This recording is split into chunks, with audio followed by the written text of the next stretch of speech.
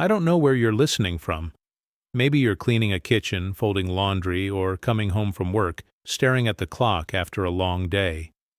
It doesn't matter what time it is, but I promise, today's story will surprise you. In a towering penthouse overlooking Chicago's Gold Coast, where million-dollar investments gleamed through floor-to-ceiling windows, the silence was thick enough to choke on. The morning light filtered through imported Italian blinds, casting shadows across marble floors that cost more than most people's annual salaries. But wealth, as Rosa Martinez had learned during her 43 years of life, couldn't fill the hollow spaces in a human heart. Rosa's weathered hands moved across the cold granite countertop, her fingertips tracing patterns only she could see. Each morning before dawn, she rode the red line from her modest apartment in Pilsen, watching the city transform from working-class neighborhoods to pristine towers of glass and steel. The contrast never ceased to remind her of the invisible line she crossed daily, from a world where children's laughter echoed through thin walls and the aroma of fresh tortillas filled cramped kitchens, to this sterile palace where even the air felt purchased. Her employer, Thomas Keller, was a man whose fortune had grown from shrewd stock market investments and early cryptocurrency ventures. His net worth, estimated at over $2 billion, included properties spanning 3 continents, a diversified portfolio of blue-chip stocks, and enough Bitcoin to fund a small nation's budget. Yet for all his financial assets, Thomas was emotionally bankrupt. His wife Margaret had died 2 years prior after a brutal battle with cancer, leaving him drowning in guilt and regret. His 3 children, David, Sarah, and Michael, had inherited his stubborn pride, but none of his business acumen, preferring to live off trust fund dividends while resenting the empire they'd never helped build. Rosa understood loss differently. Her husband Carlos had abandoned her 12 years ago, taking with him not money or properties, but something far more precious: her faith in promises. He'd left her with mounting debts, a broken heart, and the responsibility of raising her sister's daughter, Elena, after a car accident claimed Rosa's only sibling. Where Thomas had built walls of expensive art and imported furniture, Rosa had built resilience from necessity, dignity from survival, and wisdom from pain. The penthouse stretched across 4,500 square feet of premium real estate, each room a testament to Thomas's success and emptiness. Crystal chandeliers worth more than Rosa's annual income hung like frozen tears above dining tables that rarely hosted meals. Persian rugs, their value equivalent to luxury cars, muffled her footsteps as she moved through rooms that felt more like museum exhibits than living spaces. The silence was oppressive, broken only by the mechanical hum of climate control systems and the distant rumble of Lake Michigan's waves against the shore 30 floors below. Rosa had worked in wealthy homes before, but nothing had prepared her for the emotional Arctic she encountered here. Thomas barely acknowledged her existence, offering curt nods when their paths crossed in hallways lined with original paintings worth millions. His interactions were limited to instructions delivered through his personal assistant, as if direct communication might somehow diminish his status. The few times he did address her directly, his tone carried the weight of someone accustomed to being obeyed without question, his words measured and cold like his morning coffee. From her small bedroom window in Pilsen, Rosa could see families gathering on stoops, children playing soccer in narrow streets, and neighbors sharing gossip over backyard fences. The warmth of human connection filled every corner of her neighborhood, where a dollar stretched further, but hearts opened wider. Here, surrounded by assets worth more than entire city blocks, she felt the peculiar poverty that comes from emotional isolation. Even the staff quarters, larger than her entire apartment, felt hollow and temporary, furnished with items expensive enough to be investments, but lacking any personal touch that might suggest a real person lived within these walls. The Chicago skyline stretched endlessly beyond the penthouse windows, a glittering reminder of dreams and ambitions that reached toward heaven but somehow felt rooted in Earth's coldest soil. Rosa would often pause during her duties, gazing out at the city that held both her humble beginnings and this strange chapter of her life, wondering how 2 worlds could exist so close yet remain so impossibly distant. The morning sun painted the buildings gold, but inside this tower of wealth, the light seemed filtered through invisible barriers, never quite reaching the corners where human warmth might take root and grow. Each dawn brought Rosa back to this place where money flowed like water, but kindness remained rationed, where every surface gleamed with care, but hearts remained untouched by grace. She carried with her the essence of home, small bottles of vanilla and cinnamon in her purse, a worn photograph of Elena's graduation, and prayers her grandmother had taught her in Spanish, words that felt like tiny rebellions against the sterile perfection surrounding her. These small treasures reminded her that beneath her uniform and beyond her employer's notice, she remained fully human, carrying within her chest a heart that no amount of wealth could purchase or poverty could diminish. The Red Line train swayed gently as Rosa made her familiar journey from Pilsen to the Gold Coast, her reflection ghost-like in the scratched windows. Dawn was breaking over Chicago, painting the sky in shades of pink and gold that reminded her of her mother's favorite shawl. Around her, other early morning commuters dozed or stared at their phones, each lost in private worlds of worry or hope. Rosa preferred these quiet moments before her workday began, when she could still feel connected to the neighborhood she called home. Her apartment building on 18th Street was nothing like the pristine tower where she worked. The brick facade showed its age, and the hallways smelled of cooking oil and cleaning products, but life pulsed through every corner. Mrs. Garcia next door always had a pot of coffee brewing, and the Hernandez children left their bicycles in the narrow hallway, creating obstacle courses Rosa navigated with the patience of someone who understood that signs of life were precious, even when inconvenient.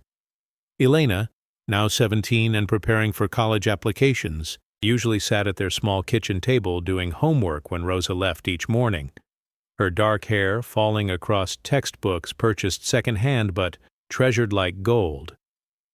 The transition from her world to Thomas Keller's always felt jarring. The doorman at his building wore a uniform that cost more than Rosa earned in a month, and the lobby featured a marble sculpture that, according to the building's promotional materials, had been purchased at auction for $3 million. The elevators moved silently upward, past floors occupied by other wealthy residents whose names Rosa recognized from financial magazines and society pages.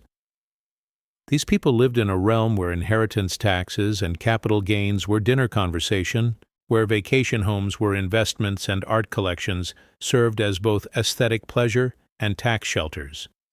Rosa's first encounter with Thomas had been brief and formal. His assistant, a sharp-eyed woman named Patricia, had conducted the interview in a conference room adjacent to Thomas's home office. Through the open doorway, Rosa caught glimpses of a man in his early 50s, silver threading through his dark hair, speaking rapidly into a phone headset about commodity futures and Eastern European markets. His voice carried the authority of someone accustomed to moving millions with a single decision, but Rosa noticed how his shoulders sagged when he thought no one was watching, how his expensive suit couldn't quite camouflage the weight of grief he carried. Patricia explained Rosa's duties with clinical precision, maintaining the penthouse's cleanliness, preparing simple meals when the family chef was unavailable, and ensuring Mr. Keller's privacy remained absolute. The salary offered was generous by Rosa's standards, enough to help Elena with college expenses and maybe even build a small emergency fund. What Patricia didn't mention was the emotional landscape Rosa would navigate daily, the invisible minefields of a family fractured by loss, success, and the peculiar isolation that great wealth could create. Thomas's children visited occasionally, usually arriving in expensive cars that the building's valet parking attendants handled with trained reverence. David, the eldest at 28, worked sporadically in his father's investment firm, but spent most of his trust fund income on vintage sports cars and exclusive golf club memberships. Sarah, 25, had inherited her mother's delicate features and her father's stubborn streak, channeling both into a photography career that yielded more artistic satisfaction than financial returns. Michael, the youngest at 22, was still finding himself through expensive therapy sessions and extended European travels funded by his grandfather's legacy bonds. None of the children seemed to notice Rosa during those early days, treating her as furniture that happened to move and occasionally speak when addressed directly. Their conversations flowed around her as if she were invisible, discussions of stock portfolios and real estate investments, complaints about tax implications of their inheritance, and bitter references to their mother's illness that had drained not only Thomas's emotional reserves, but also required liquidating certain assets to cover experimental treatments not covered by even the most comprehensive insurance policies. Rosa learned to navigate these dynamics with the same quiet grace she'd developed during years of caring for Elena while managing her own grief. She observed family patterns like a naturalist studying wildlife, noting how Thomas retreated to his study during emotional conversations, how Sarah's laughter became forced when discussing her mother, how Michael's expensive clothes couldn't hide the shadow of depression that followed him through the penthouse's spacious rooms. These were people who could buy almost anything but seemed unable to purchase the one treasure Rosa had learned to cultivate despite her own losses: peace with their circumstances. The penthouse's kitchen was a study in contradictions, equipped with professional-grade appliances worth more than luxury automobiles, but rarely used for anything more elaborate than reheating takeout from Chicago's most exclusive restaurants.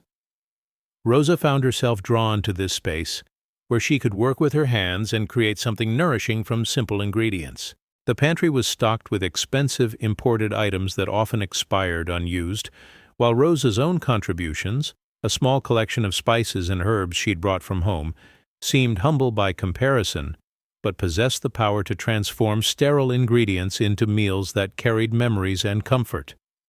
As weeks passed, Rosa began to understand that her real job wasn't simply maintaining cleanliness or preparing food, but bearing witness to a family's struggle to remember how to be human together in the wake of profound loss.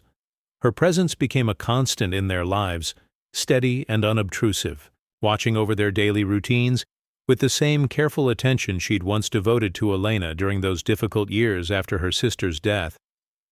She was learning that sometimes healing began not with grand gestures or expensive interventions, but with the simple act of showing up consistently day after day, carrying within oneself the hope that tomorrow might offer something better than today.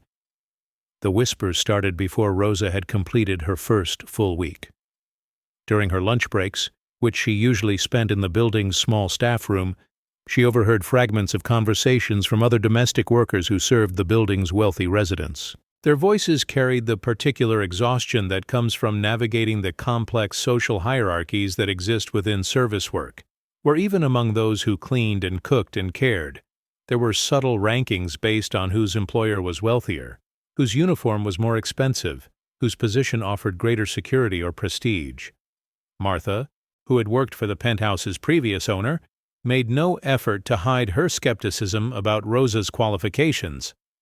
"She's not refined enough," Martha whispered to the afternoon housekeeping supervisor, her voice deliberately loud enough for Rosa to overhear. "These people expect a certain Polish. Look at her shoes." Rosa glanced down at her black flats, clean but showing wear from countless trips up and down Chicago's unforgiving sidewalks. They were good shoes, purchased with careful consideration of both comfort and durability, but they clearly didn't meet some unspoken standard that existed in this rarefied atmosphere. The building's other staff members seemed to take their cues from Martha's disapproval. The doorman offered polite nods, but none of the casual warmth Rosa had observed them extending to other employees. The elevator operators, usually chatty with familiar faces, maintained professional silence during Rosa's rides to the penthouse. Even the mailroom supervisor, who sorted packages and correspondence for residents, seemed to view Rosa as temporary, someone who wouldn't last long enough to merit investment in genuine courtesy. Rosa absorbed these slights with the same grace she'd developed during Elena's difficult teenage years, when her niece had sometimes lashed out at the one person who remained constant in her life. She understood that cruelty often masked fear, that people who felt powerless sometimes sought to establish dominance over those they perceived as even more vulnerable. Rather than respond to whispers with confrontation, Rosa focused on her work, letting her actions speak louder than any words she might offer in her own defense. The real test came during her second week, when Thomas's daughter Sarah arrived for an unexpected visit bringing with her a photographer friend and an attitude sharpened by whatever family drama had precipitated her unannounced appearance. Rosa was cleaning the main bathroom when Sarah swept through the penthouse like a storm, her voice carrying across marble floors as she complained about her father's emotional unavailability and her brother's lack of ambition. The photographer, a thin man with expensive cameras draped around his neck like jewelry, followed in Sarah's wake, capturing candid moments that would likely end up in some gallery exhibition about wealth and disconnection. "Who is that?" the photographer asked, pointing his camera toward Rosa, who continued her work while trying to remain invisible. Sarah glanced over with the distracted air of someone noticing furniture for the first time. "Oh, that's just the new maid. Daddy cycles through them pretty regularly." The dismissal in her voice was casual, unthinking, the way someone might comment on weather or traffic. To Sarah, Rosa wasn't a woman with her own story of loss and perseverance, wasn't someone who rose before dawn to travel across the city, wasn't a person who carried her own dreams and fears and hopes. She was simply the maid, a function rather than a human being. Rosa continued cleaning, her movement steady despite the sting of being reduced to such basic terms. She'd encountered this attitude before, in other wealthy homes where her humanity seemed to evaporate the moment she put on a uniform. But something about this particular dismissal felt sharper, perhaps because she was beginning to understand the depth of pain that existed within Thomas's family, pain that should have created empathy rather than callousness. That evening, Rosa returned to Pilsen with her dignity intact, but her heart heavy. Elena was waiting with homework questions about American history, specifically about labor movements and workers' rights. As Rosa helped her niece understand the complexities of social justice, she found herself thinking about the invisible labor that kept wealthy families functioning, the emotional and physical work performed by people whose names their employers often never bothered to learn. She thought about her own mother, who had cleaned office buildings downtown for 30 years, coming home each night with stories about executives who stepped over her while she vacuumed, treating her as if she were part of the machinery rather than a human being deserving of basic courtesy. "Tia Rosa," Elena said, looking up from her textbook, "do you think things will ever really change? Like, will people always treat workers like they don't matter?" The question hung in the air between them, carrying weight beyond its simple words. Rosa considered her response carefully, wanting to offer hope without naivety, truth without bitterness.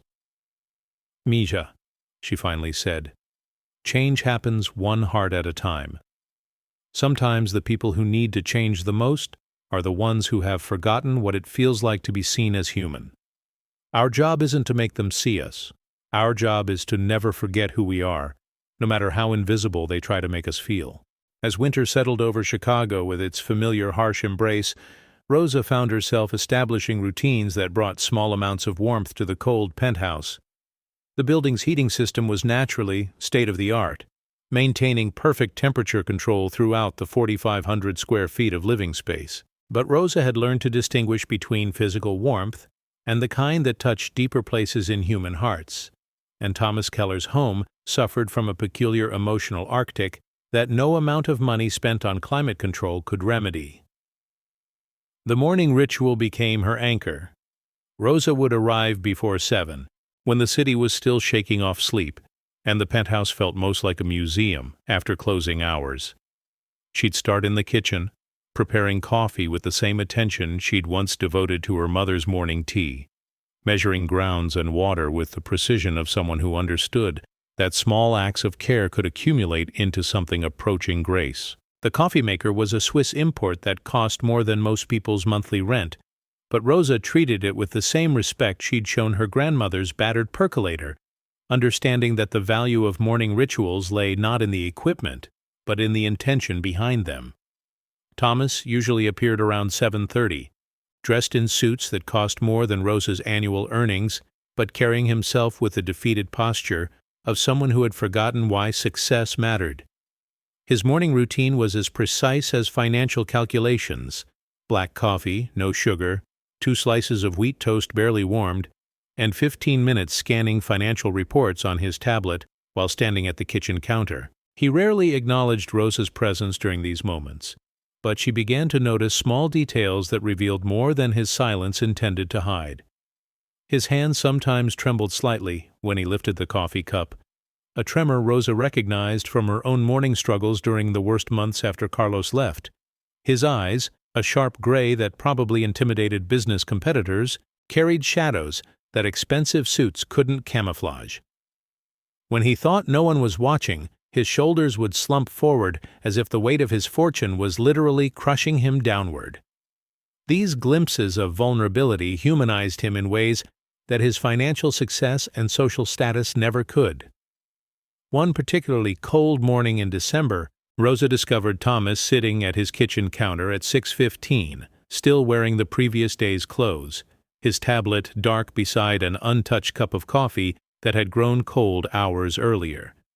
The sight stopped her mid-step, not because she was surprised to find him there early, but because something in his posture suggested he might never have gone to bed at all. His silver hair was disheveled, and his expensive shirt was wrinkled in ways that spoke of a night spent wrestling with thoughts that money couldn't organize or control.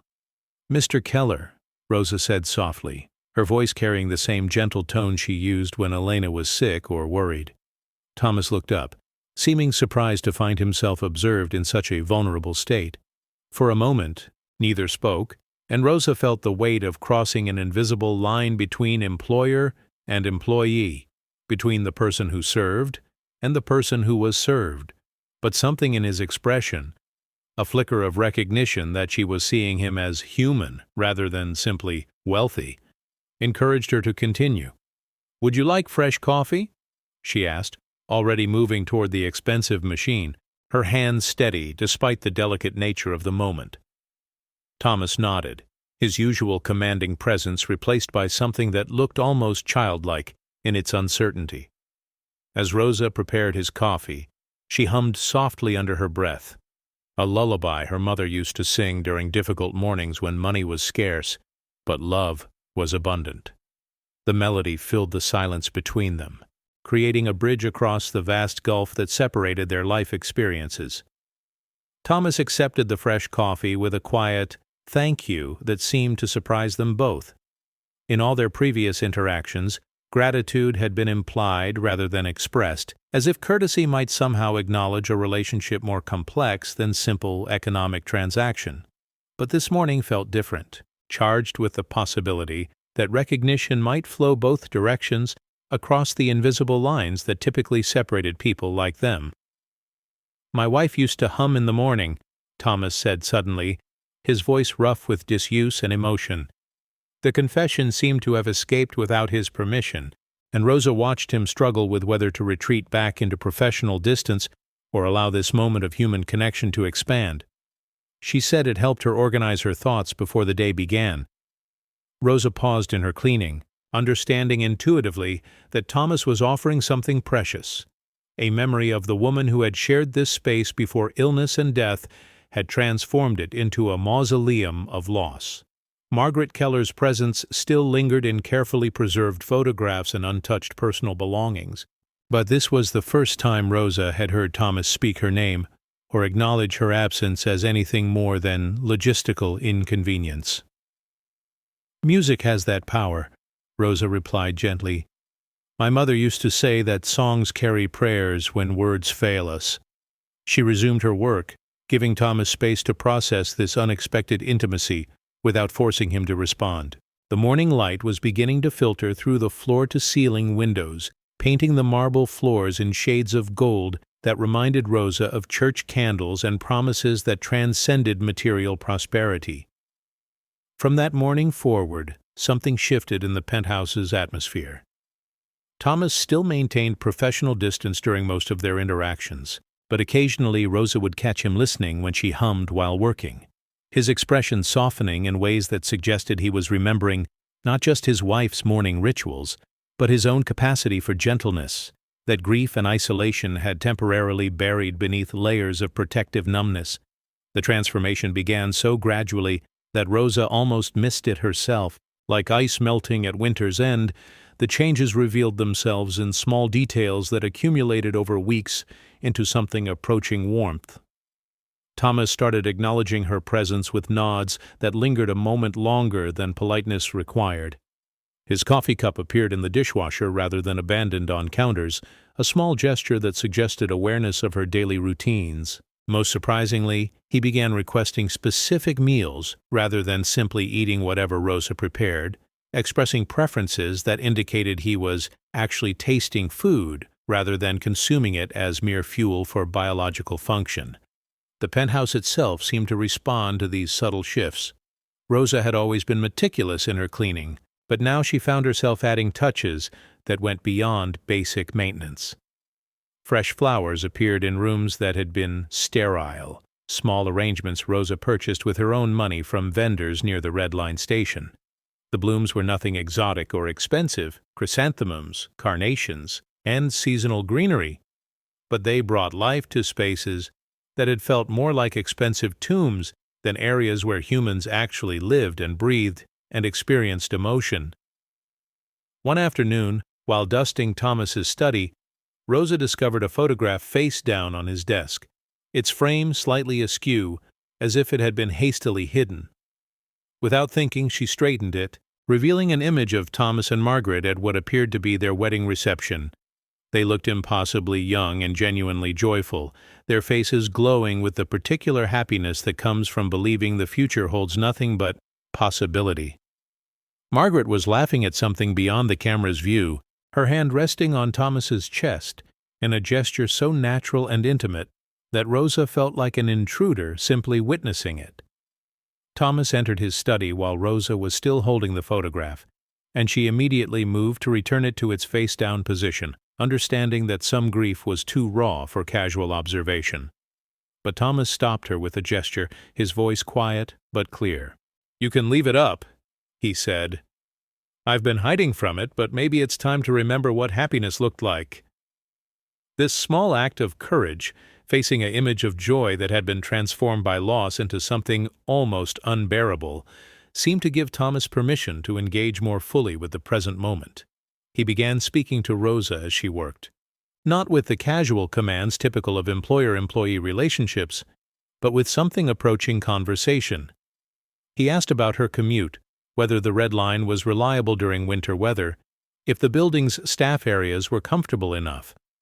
The questions were simple, but they represented a radical shift toward acknowledging Rosa as someone with her own experiences of navigating Chicago's urban landscape. Rosa found herself sharing small details about her daily life. Elena's college applications, her neighborhood's community garden project, the elderly man who played accordion on her corner every evening for tips and company. These weren't dramatic revelations, but Thomas listened with an attention that suggested genuine interest rather than polite obligation. In turn, he began offering glimpses into his own world beyond financial success. His concern about his children's inability to find purpose beyond their trust fund income, his struggle to maintain business relationships that had been built as much on Margaret's social skills as his own financial acumen, his growing awareness that wealth could insulate people from life's difficulties, but also from its meaningful connections. The penthouse's acoustics, designed to showcase expensive audio equipment and highlight the building's premium construction, began carrying different sounds. Rosa's humming created background music for daily routines that had previously been conducted in silence. Thomas's laughter, rare but genuine, occasionally echoed through rooms that had forgotten such sounds existed. Even the building's mechanical systems seemed less oppressive, their constant hum no longer the only indication that life existed within these walls. One evening in late January, Rosa was preparing to leave when Thomas appeared in the kitchen, looking uncharacteristically uncertain. "Rosa," he said, her name sounding almost unfamiliar in his voice, as if he was testing its pronunciation. "I wanted to thank you." The words hung between them, heavy with implications neither seemed fully prepared to explore. Rosa waited, understanding that Thomas was struggling to articulate something that went beyond their professional relationship, but remained constrained by social boundaries neither of them had explicitly discussed. "The house feels different," he continued, gesturing vaguely toward the living areas where Rosa's small touches had accumulated into something approaching home, more like a place where people actually live, rather than just exist. Rosa nodded, recognizing the truth in his observation while appreciating his effort to explain changes that resided more in emotional realm than physical space. As winter deepened its grip on Chicago, Rosa realized she was witnessing something rare and precious.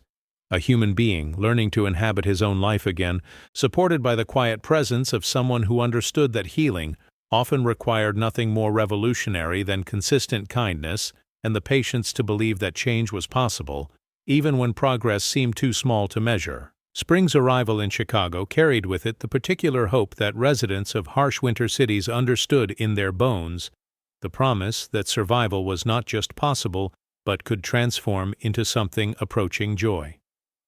Rosa had weathered her own difficult seasons over the years, and she recognized in the lengthening days and softening temperatures an opportunity for the emotional renewal she'd witnessed beginning in Thomas Keller's carefully protected heart. The penthouse's floor-to-ceiling windows, previously showcasing the stark beauty of winter skylines and Lake Michigan's frozen edges, now framed views of the city awakening from its seasonal hibernation. Rosa found herself pausing during her morning routines to watch joggers returning to lakefront paths, to observe the gradual greening of Grant Park's distant trees, to note how sunlight struck the building's glass exterior at slightly different angles each day, painting the interior spaces in ever-changing patterns of warmth and shadow. Thomas seemed to be emerging from his own winter. Though his transformation was so gradual, Rosa sometimes wondered if she was imagining the changes.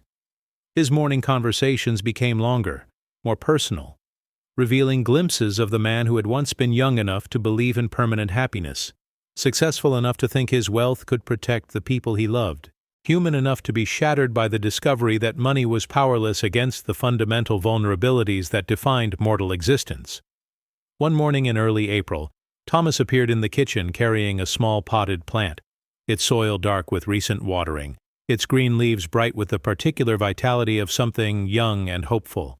"I thought you might know where this would be happy," he said, offering the plant to Rosa with an awkwardness that revealed how unprecedented this gesture felt to him. Rosa accepted it gently, understanding that she was receiving more than vegetation. She was being given a symbol of trust, a recognition that she possessed wisdom about nurturing growth that went beyond her assigned duties. "What kind of plant is it?" she asked, examining the small leaves and sturdy stem with the attention she'd learned to give all living things under her care. Thomas shrugged, his expression carrying the sheepish admission of someone who had purchased something without fully understanding what it was or what it might need to thrive. The florist said it was hardy, something that could survive in difficult conditions but would flourish with proper attention. Rosa carried the plant to the kitchen window, where morning light would reach it without becoming overwhelming, where she could monitor its needs during her daily routines. As she positioned it carefully on the windowsill, she felt Thomas watching her movements with the focused attention of someone trying to learn unfamiliar skills. "Plants are like people," she said softly, adjusting the pot to catch optimal light. "They need consistency more than dramatic gestures. Water when the soil is dry, provide steady light, and trust that growth happens even when you can't see it day by day." The simple wisdom of her words seemed to resonate with Thomas in ways that went beyond gardening advice. He nodded slowly, his gray eyes fixed not on the plant, but on Rosa's hands as they made small adjustments to ensure the best possible conditions for growth. In that moment, Rosa understood that she was providing him with something he'd never learned despite all his financial education and business success, the knowledge that care required patience, that results weren't always immediately visible, that some of life's most important investments couldn't be measured in profit margins or quarterly returns. Over the following weeks, both Thomas and Rosa found themselves checking on the small plant during their respective routines. Rosa watered it carefully, monitoring its soil and adjusting its position to follow the changing patterns of sunlight throughout the day. Thomas would pause during his morning coffee ritual to observe its progress, occasionally asking Rosa questions about plant care that seemed to be code for larger questions about nurturing anything fragile back to health. The plant began to flourish, putting out new leaves and developing a stronger root system that Rosa could see when she carefully lifted it to check its progress. Its success seemed to give Thomas a quiet satisfaction that surprised them both. Here was growth he could observe and support, but not control. Progress that required his attention, but not his financial resources. Success that depended on consistency and patience rather than strategic planning and market manipulation. "It's getting bigger," Thomas observed one morning, his voice carrying a note of wonder that Rosa found deeply touching. She looked over at him, noting how his attention to the plant had become part of his daily routine, how he seemed to take genuine pleasure in its expanding leaves and strengthening stem. "Growth tends to surprise us," she replied. "We provide what we can, then trust the process." The plant's presence on the windowsill began to attract other forms of life. Small birds, perhaps drawn by the green leaves visible through the glass, began perching on the exterior ledge, their movements and songs adding an element of natural rhythm to the penthouse's carefully climate-controlled environment. Thomas found himself watching their brief visits, his expression softening in ways that reminded Rosa of photographs she'd seen of him with his late wife, moments when his guard was completely down and his capacity for simple joy was visible. One particularly bright morning, Rosa arrived to find Thomas standing at the kitchen window, his coffee growing cold in his hand as he watched a small sparrow that had built a nest in a narrow space between the window frame and the building's exterior architecture. "She's been working on that for 3 days," he said quietly, not turning around when Rosa entered the kitchen. "Back and forth carrying bits of string and paper. Never gives up, even when the wind undoes half her work." Rosa joined him at the window, observing the tiny bird's determined efforts with the same attention Thomas was giving to this small drama of persistence and hope. "She knows something we sometimes forget," Rosa said. "That building a home is worth the effort, even when the work is never finished." Thomas glanced at her, his expression carrying a recognition that went beyond their shared observation of bird behavior. In the sparrow's patient construction of safety and shelter, he was witnessing a mirror of the work Rosa had been doing in his own life. The careful, consistent effort to create conditions where life could flourish again. The plant continued to grow throughout the spring, its presence transforming the kitchen window into something approaching a shrine to the possibility of renewal, and Rosa began to suspect that she was witnessing more than botanical success.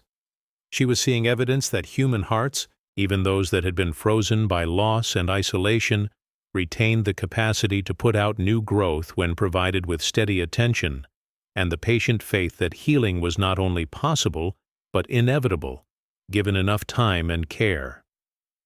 The first crack in the foundation of their carefully constructed professional relationship appeared on a rain-soaked Thursday in May, when Rosa arrived to find Thomas sitting at his kitchen counter surrounded by scattered financial documents, his usually immaculate appearance disheveled in ways that suggested he'd been wrestling with more than market reports throughout the night. His tablet lay dark beside an untouched breakfast, and the coffee Rosa had prepared that morning had grown cold in his cup. When she entered the kitchen with her usual quiet efficiency, Thomas looked up with eyes that carried the particular exhaustion that comes not from physical tiredness but from the soul-deep weariness of carrying burdens too heavy for any one person to manage alone. "Rosa," he said, her name emerging from his lips like a confession. "Can I tell you something?" The question was so unexpected, so vulnerable in its directness, that Rosa found herself setting down her cleaning supplies and moving closer to the counter where Thomas sat surrounded by the debris of his restless night. She nodded, understanding intuitively that this moment required her full attention rather than the divided focus she typically maintained while working. Thomas gestured vaguely toward the scattered papers, financial statements and legal documents that Rosa recognized as the complex architecture of serious wealth, estate planning materials, trust fund modifications, investment portfolio adjustments.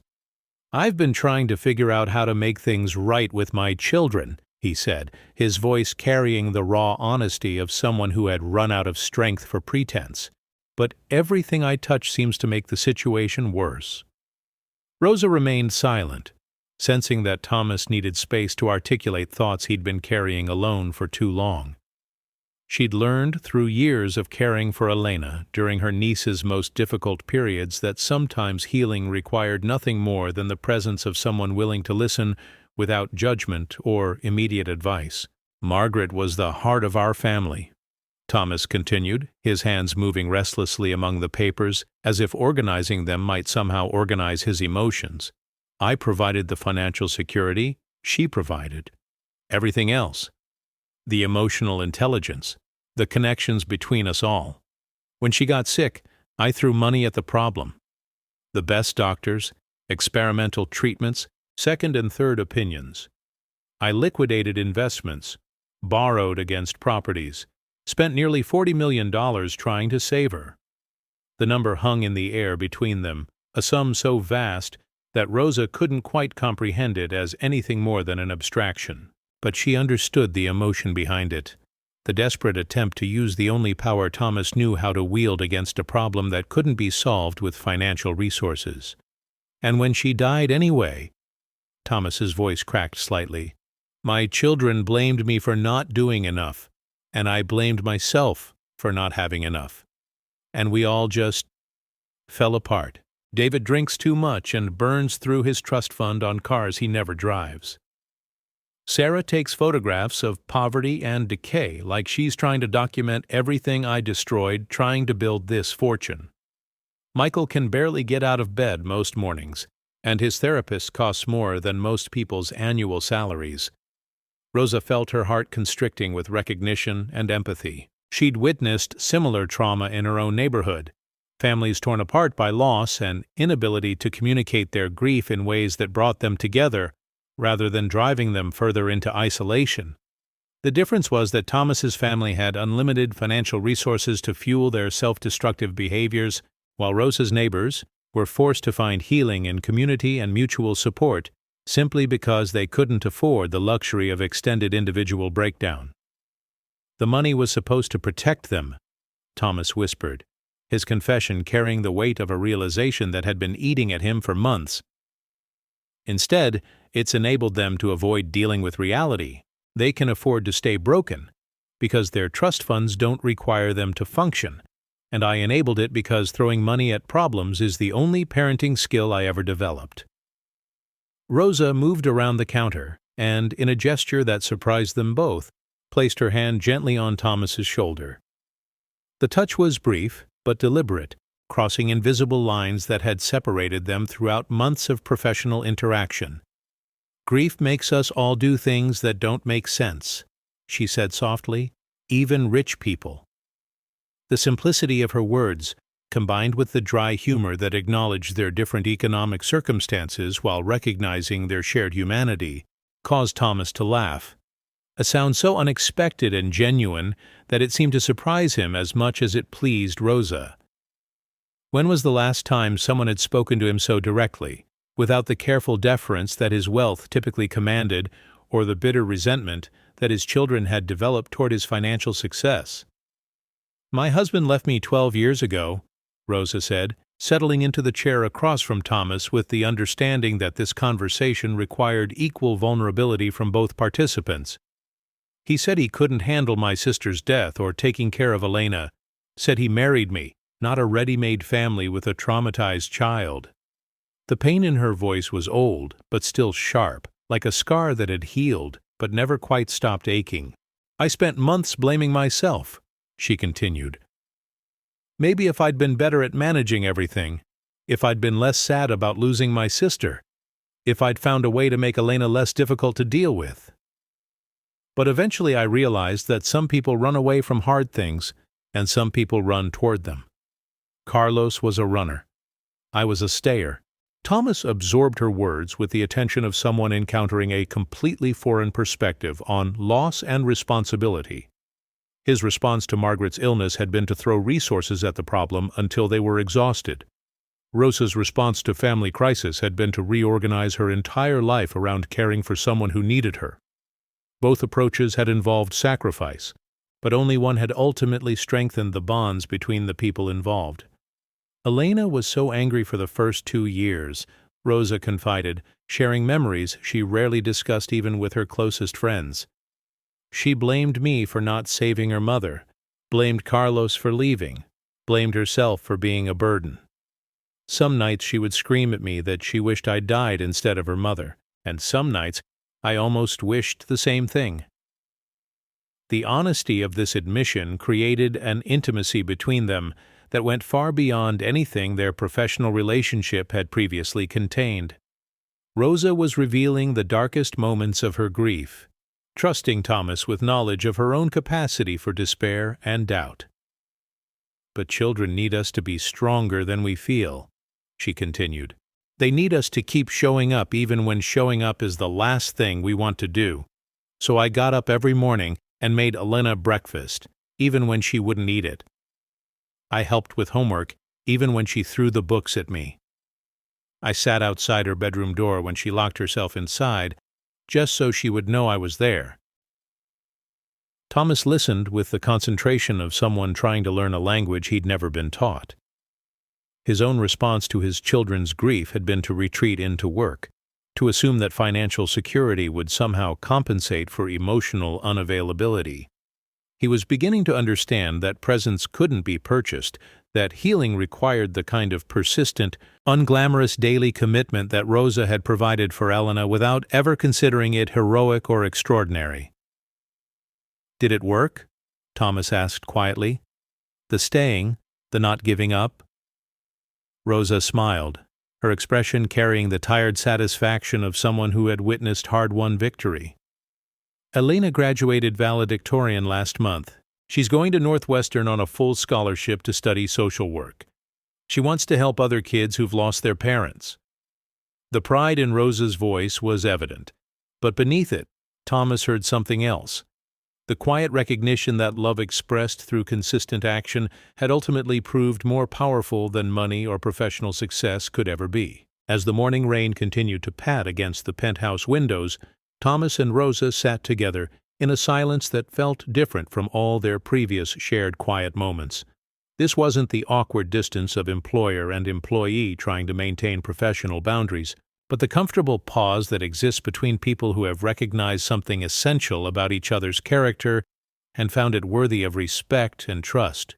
The confession that shattered the last barriers between Thomas and Rosa came on a humid July evening when Chicago's summer heat had transformed even the penthouse's perfectly climate-controlled environment into something that felt heavy with unspoken truths. Rosa was preparing to leave for the day when she heard sounds from Thomas's study that made her pause in the hallway. Not the usual clicking of keyboards or rustle of financial documents, but something that sounded almost like crying. She approached his study door with the careful attention she'd learned to give emotional crises during Elena's most difficult years. Thomas was sitting at his desk with his head in his hands, his shoulders shaking with the kind of sobs that seemed to emerge from some deep place that had been sealed off for years. Scattered across his desk were photographs Rosa had never seen before, images of Margaret during her illness, Thomas holding her hand in hospital rooms, family gatherings from healthier times, when laughter and hope still seemed possible. "Mr. Keller," Rosa said softly, stepping into the study without waiting for permission. Something in Thomas's posture told her that formal protocols were inadequate for this moment, that human beings in pain required human responses rather than professional courtesy. Thomas looked up, his face wet with tears he'd been hiding for months, his expression carrying the raw vulnerability of someone who had finally run out of strength for pretense. "I killed her," he whispered, the words so quiet Rosa almost missed them. She moved closer, settling into the chair across from his desk with the understanding that this confession required her complete presence and attention. "Not directly, but I killed her spirit long before the cancer got her body." Rosa waited, allowing Thomas the time and space he needed to articulate thoughts that had clearly been eating at him for longer than she'd known him. The evening light filtering through his study windows painted everything in shades of gold and shadow, creating an atmosphere that felt almost sacred in its intimacy. "When she first got sick," Thomas continued, his voice gaining strength as he spoke, "Margaret wanted to fight, but she also wanted to live. She wanted to travel, to spend time with the children, to do things that mattered beyond medical treatments. but I was terrified. I researched every possible option, consulted with specialists in 3 countries, turned our home into a medical facility." He gestured toward one of the photographs, an image of Margaret wearing a silk scarf to cover hair loss from chemotherapy, her smile brave but tired. She tried to tell me that she needed more than medical intervention. She needed normalcy, joy, connection with the people she loved. But I couldn't hear her because I was too busy trying to save her life to help her live it. Rosa felt her heart constricting with recognition. She'd watched families destroy themselves during medical crises, so focused on defeating illness that they forgot to honor the person experiencing it. Thomas's confession revealed the particular tragedy of having unlimited resources but limited emotional intelligence. The ability to buy the best medical care in the world, but inability to understand what healing actually required. "The last 6 months," Thomas's voice broke completely. "She barely spoke to me. She'd light up when the children visited. She'd chat with nurses and orderlies, but with me she was just polite, like I was another doctor rather than her husband. I thought if I could just find the right treatment, if I spent enough money, if I worked hard enough, she would forgive me, and things would go back to normal."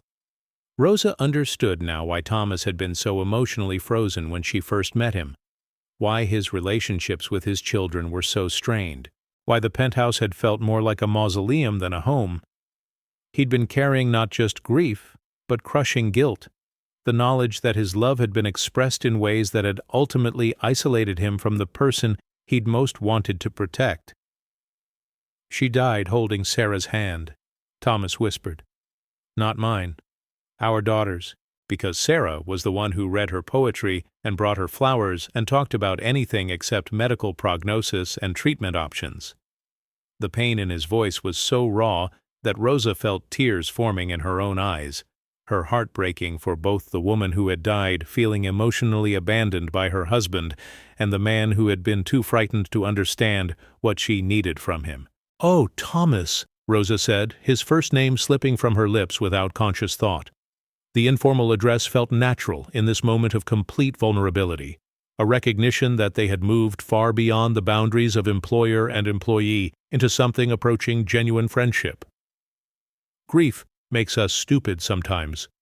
Even smart, successful people like you." Thomas looked up, surprised by her directness and the gentle humor that somehow made his confession feel less monstrous. "You must think I'm terrible," he said. "A man who had everything and managed to waste it all on the wrong things."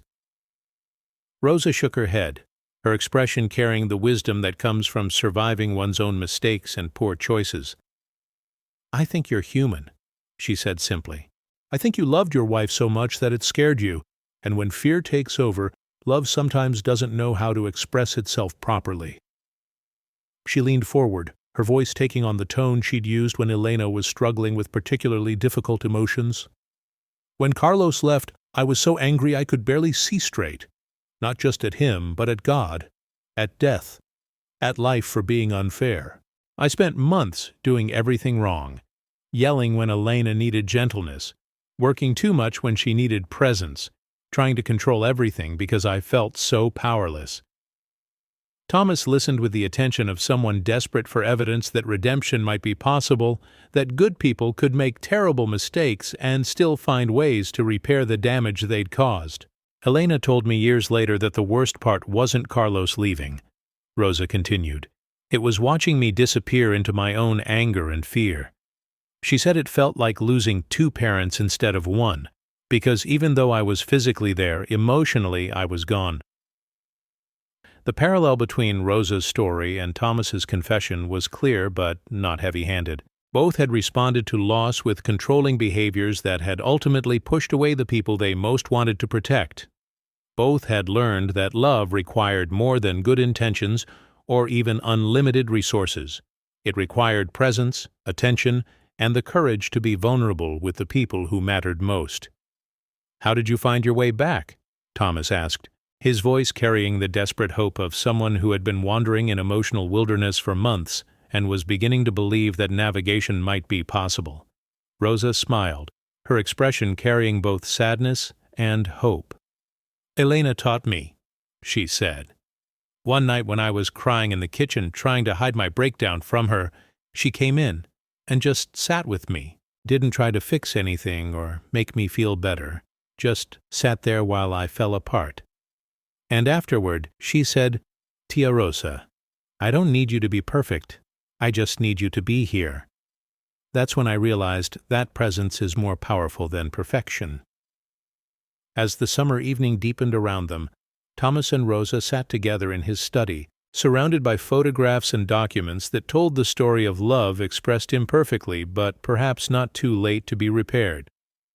For the first time since Margaret's death, Thomas began to believe that his mistakes might not have to define the rest of his relationships, that healing was possible even when the primary relationship had ended in regret and loss. The shift in the household's atmosphere was so gradual that Rosa sometimes wondered if she was imagining the changes. But by late summer, even casual visitors to the penthouse would have noticed that something fundamental had transformed in the quality of light and sound that filled the previously sterile spaces. Thomas's morning conversations with Rosa had evolved from polite exchanges into genuine discussions about everything from Chicago politics to Elena's college plans, from his children's struggles to Rosa's neighborhood community garden project. The small plant on the kitchen windowsill had grown into something approaching a proper houseplant, its leaves broad and healthy, its presence serving as a daily reminder that consistent care could produce visible results over time. Thomas had begun asking Rosa to teach him basic plant care, approaching the lessons with the same serious attention he'd once devoted to market analysis, but with a gentleness Rosa had never witnessed in his professional demeanor. More significantly, Thomas's children began responding to subtle changes in their father's emotional availability. David, whose visits had previously consisted primarily of tense discussions about trust fund distributions and business responsibilities, started staying longer during his increasingly frequent trips to the penthouse. Sarah's photography equipment appeared more often in the living areas, transforming them into impromptu studios where she experimented with natural lighting and family portraits that captured her subjects in moments of unguarded humanity rather than formal poses.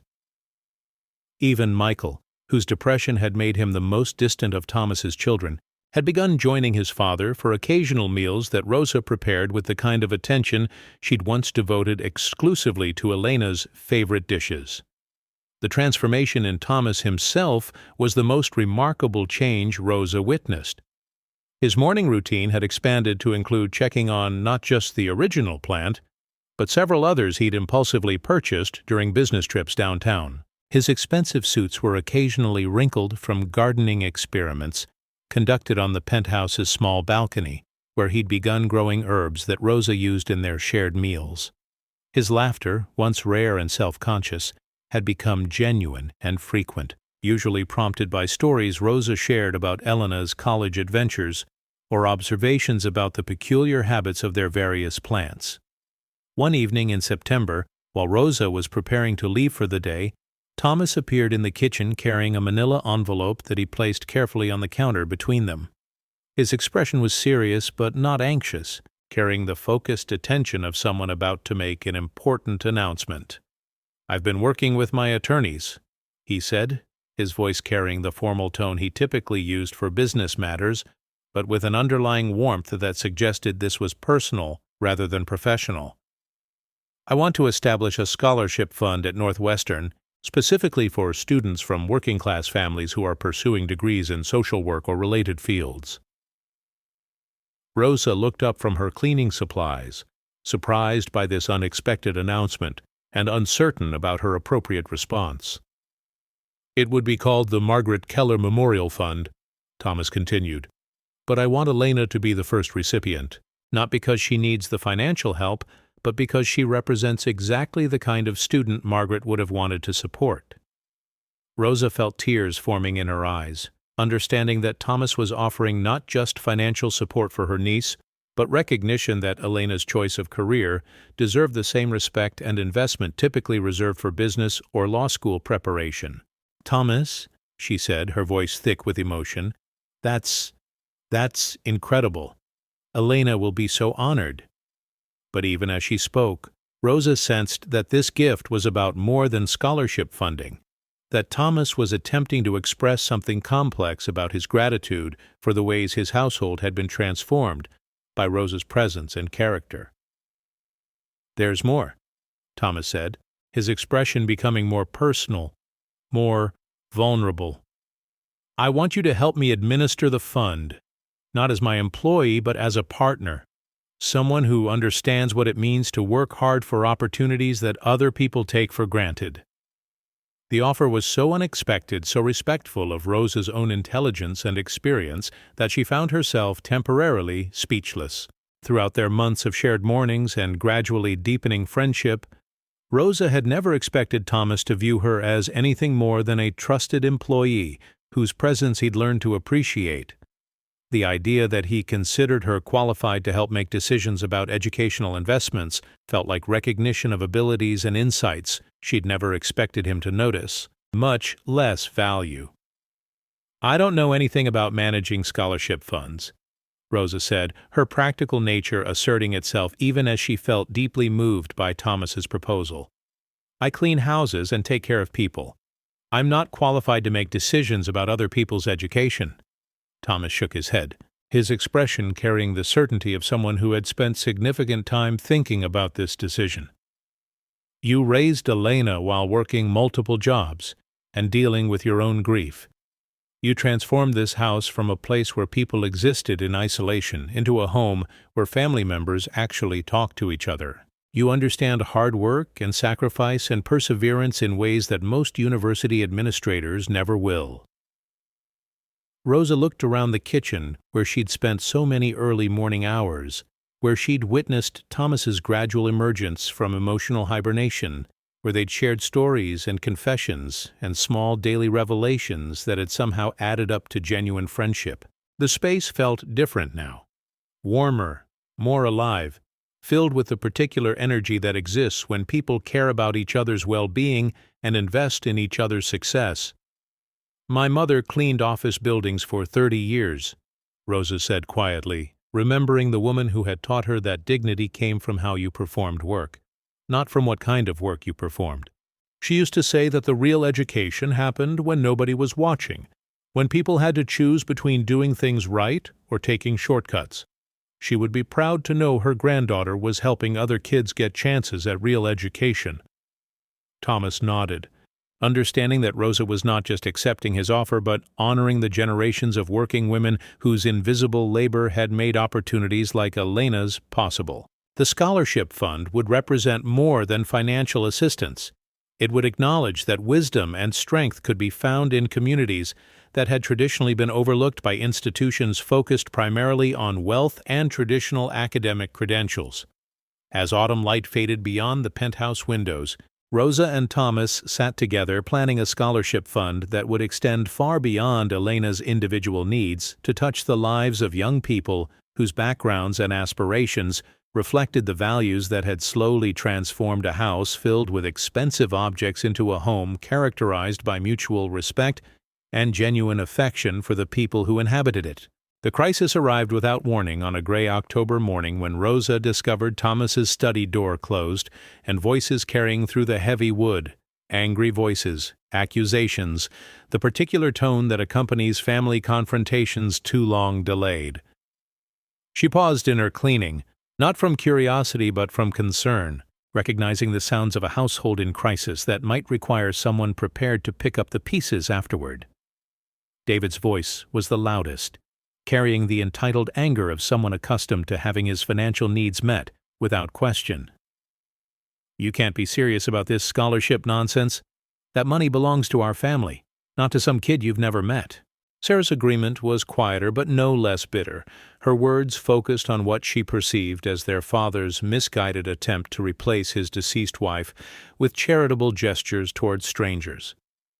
Rosa continued her work in the hallway, but her attention was focused on the escalating conflict behind the closed door. She'd witnessed family money disputes before, during her years working for other wealthy families, and she recognized the particular dynamics that emerged when inheritance anxiety combined with unresolved grief and resentment. Thomas's children were responding to his emotional growth not with celebration but with fear that his expanded empathy might somehow threaten their financial security. And what's this about the maid helping make scholarship decisions? Michael's voice was sharp with the kind of class prejudice Rosa had encountered throughout her working life. She's a nice enough woman, but she's not qualified to determine who deserves educational opportunities.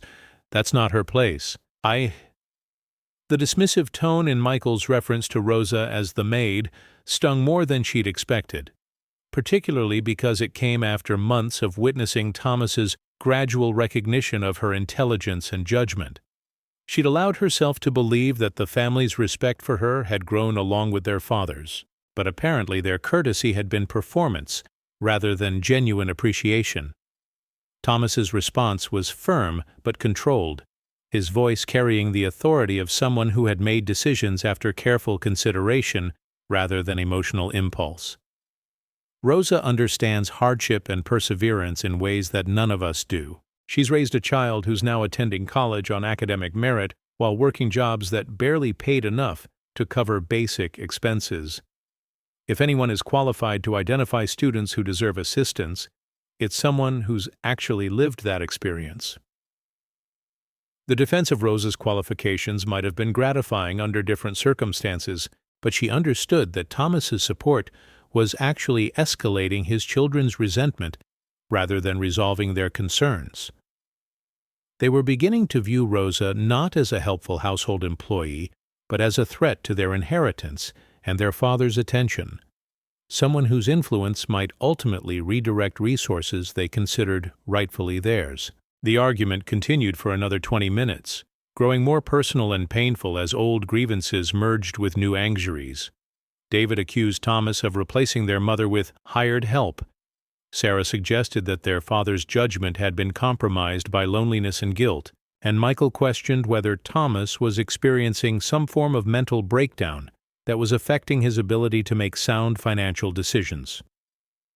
When the study door finally opened, Thomas's children emerged with the grim expressions of people who had said things they might later regret, but weren't quite ready to apologize for. They barely acknowledged Rosa's presence as they gathered their belongings and prepared to leave, their body language communicating the particular anger that comes from feeling simultaneously entitled to something and powerless to guarantee access to it. Thomas appeared last, his face exhausted and wounded in ways that reminded Rosa of his appearance during those first difficult months after Margaret's death. The progress he'd made toward emotional healing seemed suddenly fragile, threatened by family dynamics he couldn't change through financial generosity or personal transformation. "I'm sorry you had to hear that," he said to Rosa, his voice carrying shame for his children's behavior and disappointment in their inability to understand his motivations. Rosa nodded, understanding that family conflicts involving money and inheritance rarely brought out the best in anyone, regardless of their education or social advantages. "Family is complicated," she replied, her tone carrying the wisdom of someone who had navigated her own share of difficult relationships and painful conversations. Even when people love each other, they don't always know how to show it in ways that feel good to everyone involved. But Thomas's expression suggested that this particular conflict had damaged something he'd been hoping to repair, that his children's reaction to his scholarship plans represented a deeper failure in his efforts to rebuild their relationships on foundations of mutual respect and shared values, rather than simple financial obligation. Over the following weeks, the atmosphere in the penthouse grew increasingly tense, as Thomas's children mounted what felt like a coordinated campaign to undermine both the scholarship fund and Rosa's involvement in family decisions. They began visiting more frequently, always armed with new arguments about fiscal responsibility and appropriate boundaries between employers and employees. Their conversations with Thomas became exercises in emotional manipulation, combining expressions of concern for his well-being with subtle suggestions that Rosa's influence might not be entirely beneficial. Rosa found herself caught between loyalty to Thomas and awareness that her presence was becoming a source of family conflict. She'd experienced similar dynamics in other wealthy households, where employees who became too trusted or respected began to be perceived as threats rather than assets. The solution was usually resignation, a quiet departure that allowed family relationships to stabilize without the complication of outsider influence. But this situation felt different because Rosa's relationship with Thomas had evolved beyond professional boundaries into genuine friendship, and because the scholarship fund represented more than charitable giving. It was Thomas's attempt to honor his late wife's values while creating opportunities for young people like Elena, whose potential might otherwise go unrecognized and undeveloped. The breaking point came in early November, when Sarah arrived at the penthouse carrying a small digital camera and an expression that suggested she was documenting evidence rather than capturing family memories. She spent the afternoon photographing items throughout the house, paying particular attention to expensive art objects, jewelry, and small valuables that could easily be moved or concealed. That evening, Sarah confronted her father with printed photographs and a typed list of items she claimed were missing or displaced from their usual locations. Her voice carried the cold authority of someone presenting a legal case rather than expressing family concerns.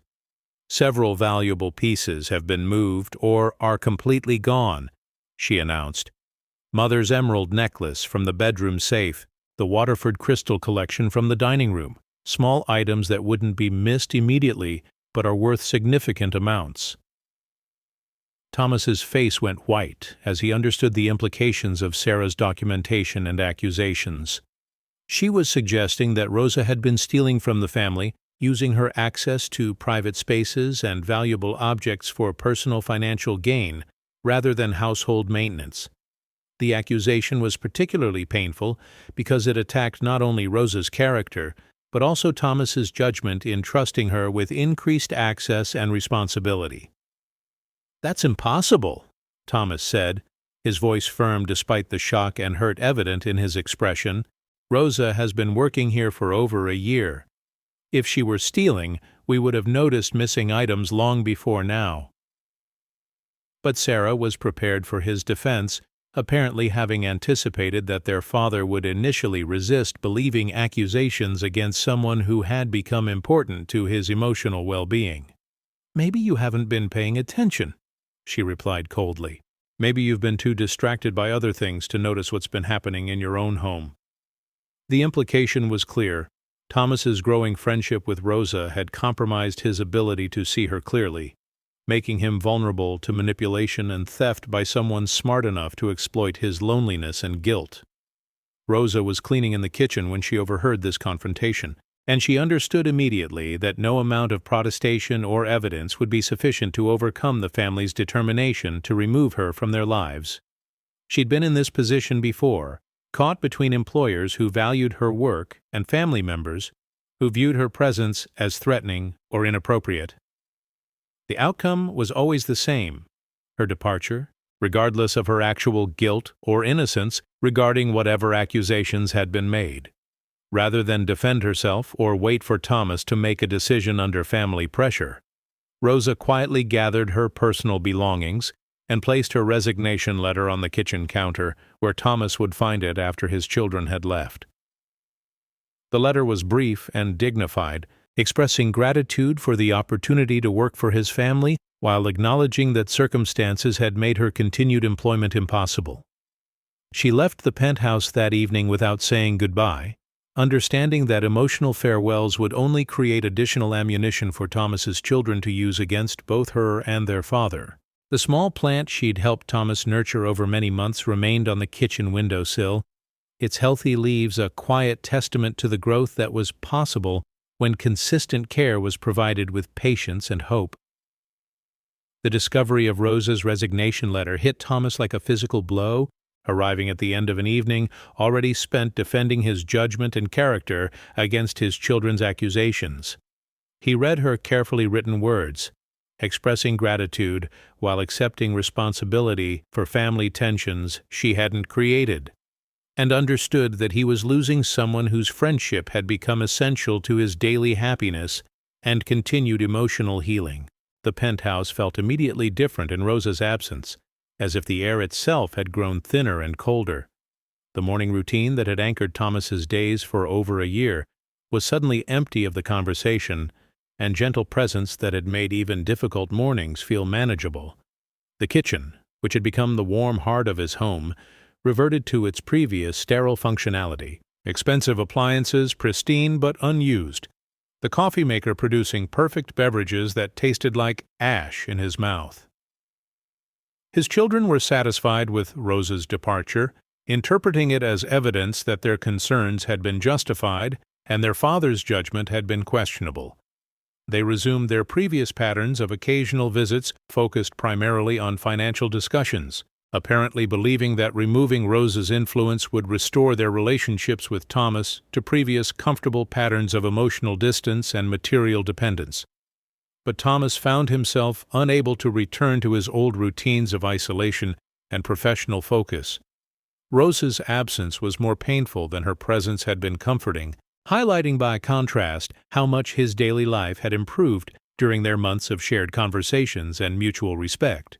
He missed not just her cleaning and occasional cooking, but her perspective on everything from family dynamics to neighborhood politics, her stories about Elena's college adventures, her quiet wisdom about persistence and forgiveness, and the patient work of healing damaged relationships.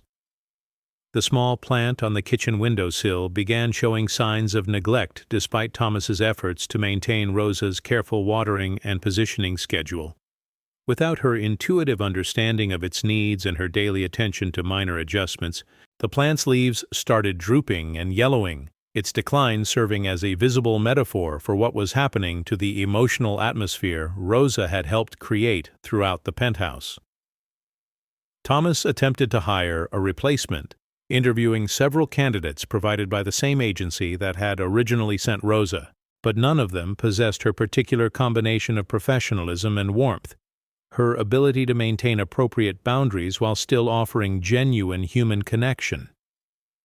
They cleaned efficiently and followed instructions precisely, but they brought no music to their work, no stories to share during brief conversations, no evidence that they viewed his home as anything more than another job assignment. After 3 weeks of Rosa's absence, Thomas made a decision that surprised his children and terrified him. He fired the replacement housekeeper and began attempting to maintain the penthouse himself. He'd never lived alone before, having moved from his parents' home to college dormitories, to shared apartments with Margaret, and finally to homes where domestic responsibilities were handled by hired staff. The simple act of learning to operate his own washing machine felt like acknowledging failure, but it also represented a step toward understanding how much invisible labor Rosa had performed with such quiet competence. During this period of domestic independence, Thomas discovered several items that his children had claimed were missing, finding them in locations where they'd been stored during routine cleaning or seasonal reorganization. Sarah's emerald necklace was in a jewelry box in Thomas's bedroom, exactly where Margaret had always kept it during months when she didn't plan to wear it.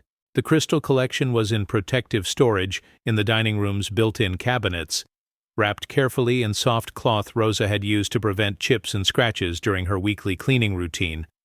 The discovery of these items, combined with Thomas's growing understanding of how thoroughly Rosa had cared for his home and possessions, filled him with shame about his failure to defend her against accusations he should have known were unfounded. He'd allowed his children's prejudices and inheritance anxieties to override his own knowledge of Rosa's character, choosing family peace over loyalty to someone who had never given him reason to doubt her honesty or dedication. But even worse than his failure to defend Rosa was his growing realization that he'd lost something irreplaceable when she walked out of his life. Their friendship had given him a reason to get up each morning that went beyond professional obligations or financial responsibilities. Her presence had made his house feel like a home again. Her stories had connected him to a broader world beyond his wealth. Insulated existence. Her wisdom had helped him understand that healing was possible even after devastating loss. Thomas began driving through Rosa's neighborhood during his lunch breaks, hoping to catch glimpses of her daily life without actually intruding on her privacy. He knew from their previous conversations which bus stops she used, which grocery stores she preferred, which community center hosted Elena's college preparation meetings. He wasn't stalking her exactly, but he was desperately searching for some sign that she was well, that his family's accusations and her sudden departure hadn't damaged her in ways that money couldn't repair. The scholarship fund remained in legal limbo, his attorneys unwilling to proceed without clear instructions about Rosa's involvement, and his children actively lobbying against its implementation.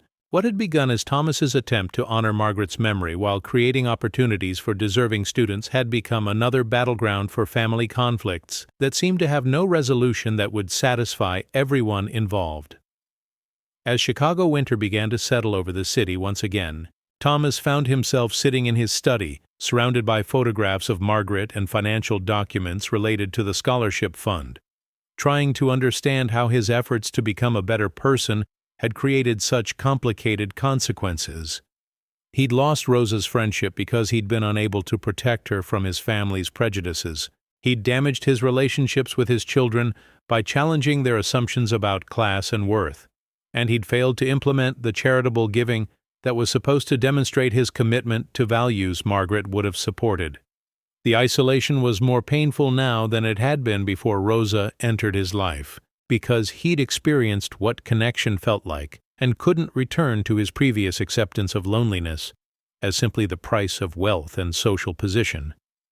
He understood finally that healing wasn't a destination he could reach through good intentions and charitable giving, but a daily practice that required courage to choose love over fear, generosity over protection, and truth over comfort, even when those choices involved personal risk and social consequences. The truth arrived in a manila envelope delivered by Thomas's private investigator 3 weeks before Christmas, containing photographs and documentation that made Thomas physically ill with shame and regret. The investigator's report was thorough and devastating, revealing that the missing jewelry and valuables had never been missing at all, that Sarah had deliberately misplaced items before photographing their empty locations to create false evidence of theft. The investigation revealed a more complex and painful family dynamic than Thomas had understood. His children had been planning Rosa's removal since early summer, when Thomas first mentioned including her in scholarship fund decisions. They'd viewed her growing influence not as evidence of their father's emotional healing, but as a threat to their inheritance and their family's social status. The theft accusations were simply the most effective weapon they could devise to ensure Rosa's permanent departure. Sarah's photography project had been reconnaissance rather than art, documenting the locations and security arrangements for valuable items throughout the penthouse.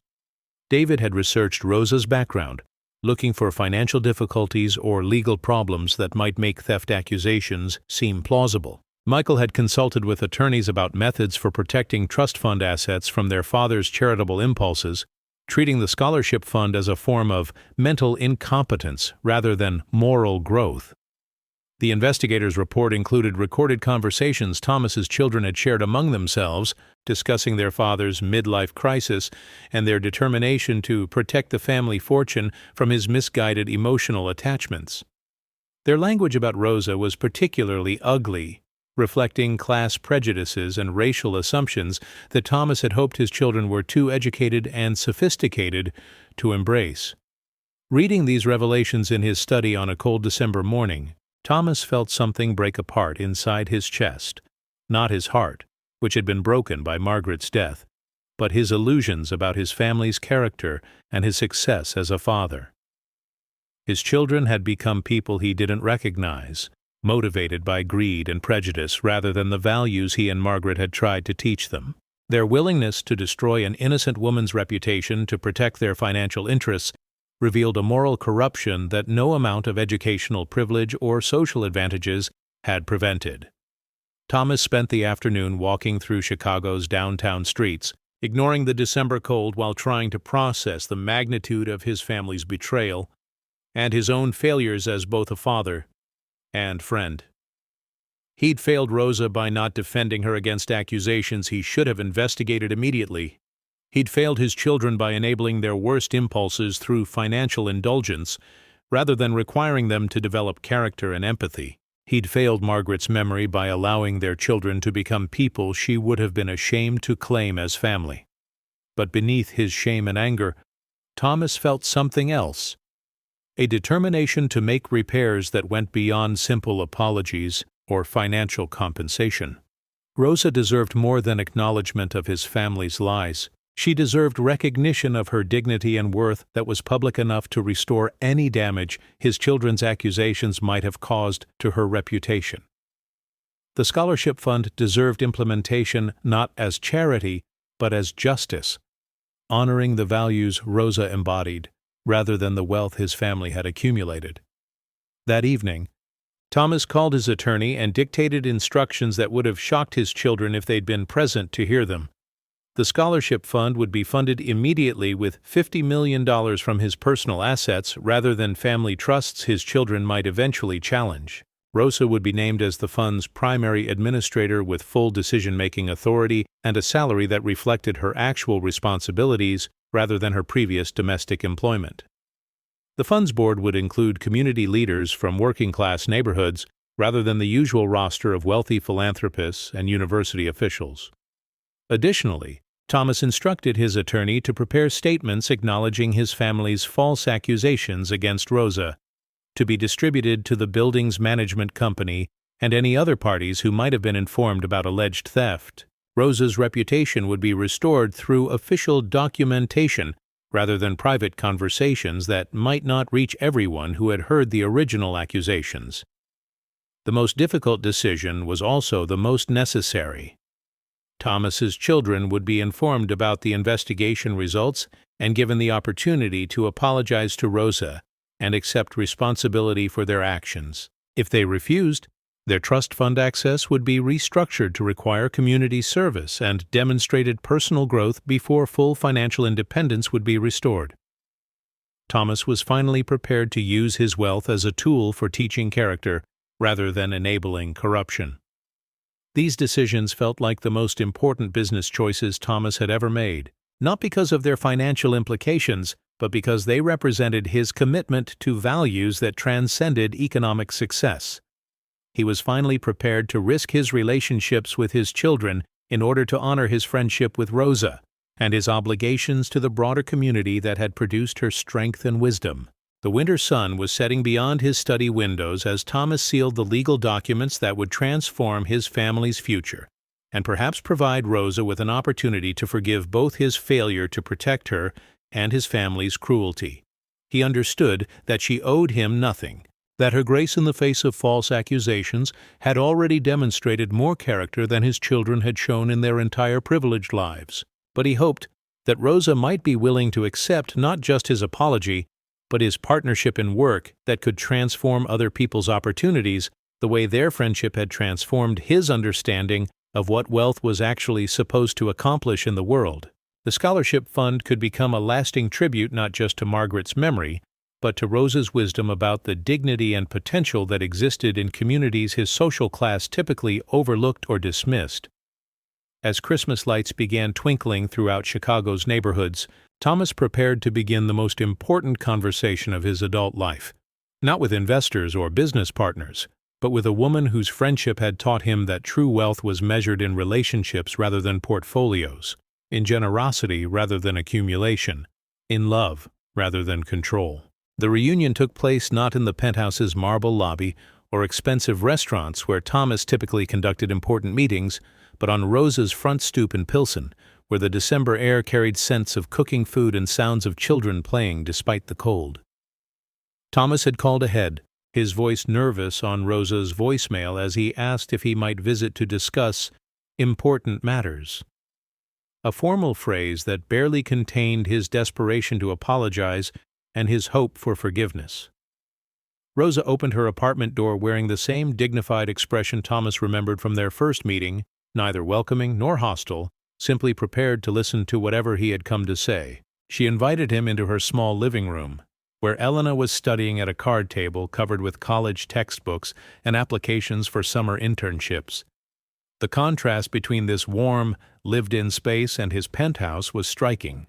Here, every piece of furniture served multiple functions, every decoration carried personal meaning, every surface showed evidence of life being actively lived rather than preserved. Elena looked up from her studies with curiosity rather than recognition and Thomas realized that Rosa had never mentioned his name or described her work in personal terms that would connect him to Elena's scholarship opportunities.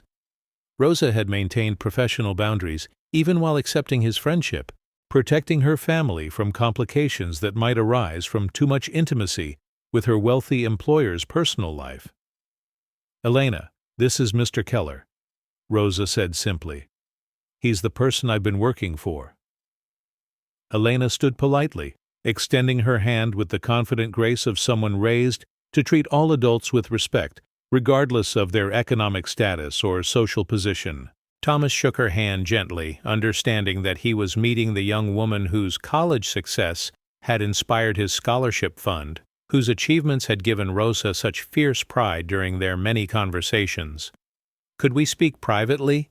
Thomas asked Rosa, his voice carrying the humility of someone who understood he was requesting a favor rather than expecting compliance. Rosa nodded, leading him to the kitchen where they could talk without disturbing Elena's studies. The space was tiny compared to his penthouse kitchen, but it felt more genuinely functional, every pot and utensil showing evidence of regular use, herbs growing in small containers on the windowsill, family photographs covering the refrigerator door. Thomas sat at Rosa's small table, feeling massive and out of place, but determined to have the conversation that had been consuming his thoughts for 3 weeks. He placed the investigator's report on the table between them, then looked directly into Rosa's eyes as he spoke words he'd been rehearsing during the drive from the Gold Coast to Pilsen. "My children lied," he said, the simple sentence carrying more weight than any complex apology he might have constructed. "They deliberately created false evidence to make it appear that you had stolen jewelry and valuables. They planned your removal because they were threatened by our friendship and my decision to include you in the scholarship fund." Rosa's expression remained neutral as she absorbed this information, though Thomas thought he detected a flicker of vindication rather than surprise in her eyes.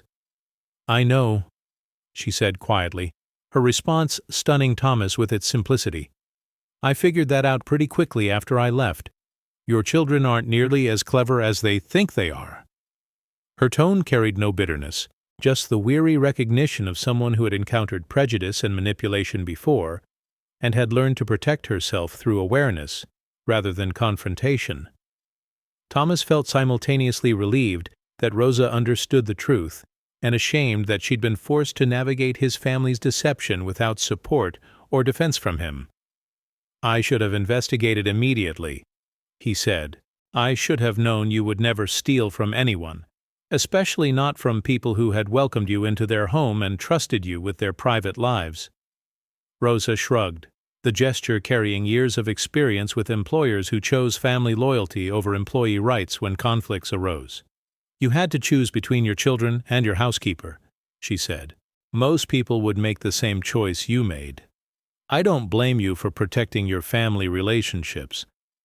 But Thomas shook his head, understanding that Rosa was offering him forgiveness he didn't deserve for choices that had revealed his character more clearly than he was comfortable acknowledging.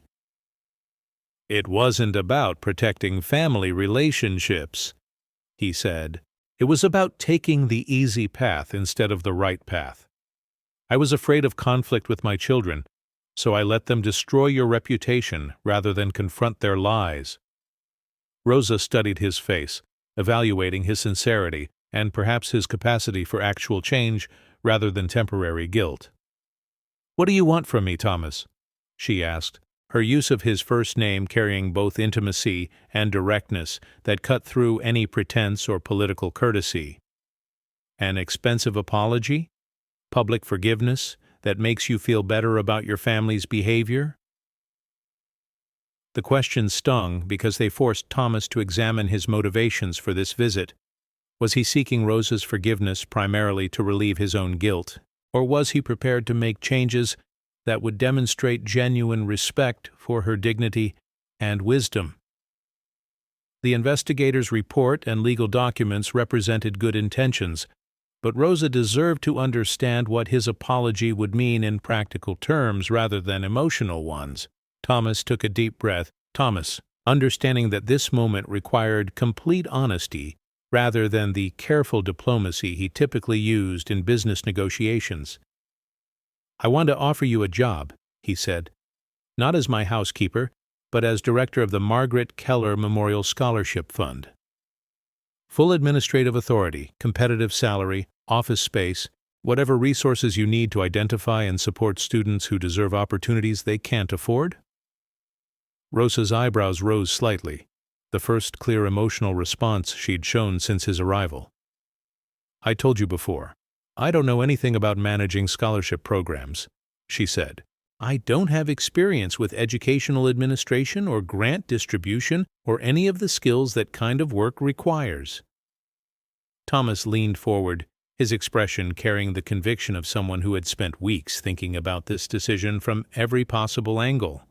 "You know about hard work and perseverance and potential that exists in places most people never look," he said.